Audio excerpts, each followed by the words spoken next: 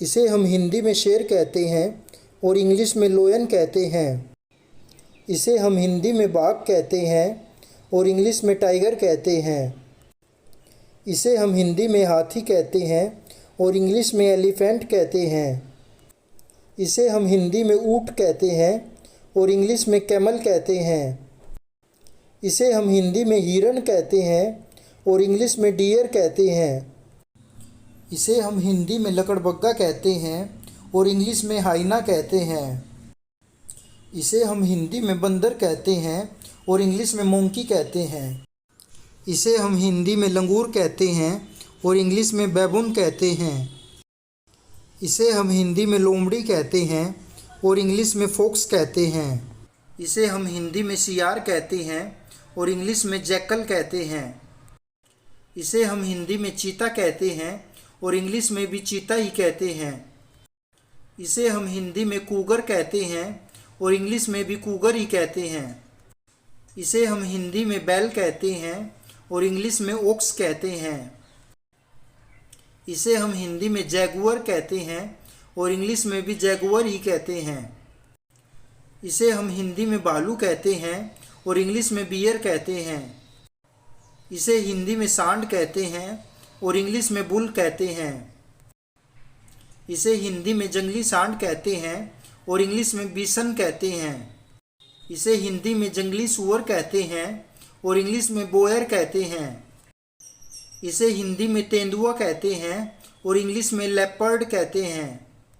इसे हिंदी में मगरमच्छ कहते हैं और इंग्लिश में क्रोकोडाइल कहते हैं। इसे हिंदी में भेड़िया कहते हैं और इंग्लिश में वोल्फ कहते हैं। इसे हिंदी में गैंडा कहते हैं और इंग्लिश में राइनोसिरस कहते हैं।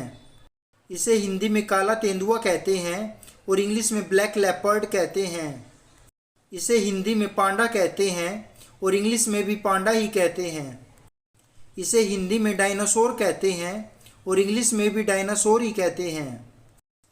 इसे हिंदी में वन मानुस कहते हैं और इंग्लिश में गोरिल्ला कहते हैं। इसे हिंदी में गधा कहते हैं और इंग्लिश में डोंकी या एस कहते हैं। इसे हिंदी में भेड़ कहते हैं और इंग्लिश में शिप कहते हैं। इसे हिंदी में सफ़ेद भालू कहते हैं और इंग्लिश में पोलर बियर कहते हैं। इसे हिंदी में कोला भालू कहते हैं और इंग्लिश में कोला बियर कहते हैं। इसे हिंदी में जिराफ कहते हैं और इंग्लिश में भी जिराफ ही कहते हैं। इसे हिंदी में चिंपैंजी कहते हैं और इंग्लिश में भी चिंपैंजी ही कहते हैं। इसे हिंदी में ज़ेब्रा कहते हैं और इंग्लिश में भी ज़ेब्रा ही कहते हैं। इसे हिंदी में दरियाई घोड़ा कहते हैं और इंग्लिश में हाइपोपोटमस कहते हैं। इसे हिंदी में बारहसिंगा कहते हैं और इंग्लिश में स्टैग कहते हैं। इसे हिंदी में रैकून कहते हैं और इंग्लिश में भी रैकून ही कहते हैं। इसे हिंदी में याक कहते हैं और इंग्लिश में भी याक ही कहते हैं। इसे हिंदी में कंगारू कहते हैं और इंग्लिश में भी कंगारू ही कहते हैं। इसे हिंदी में शाही कहते हैं और इंग्लिश में पोर्क्यूपाइन कहते हैं।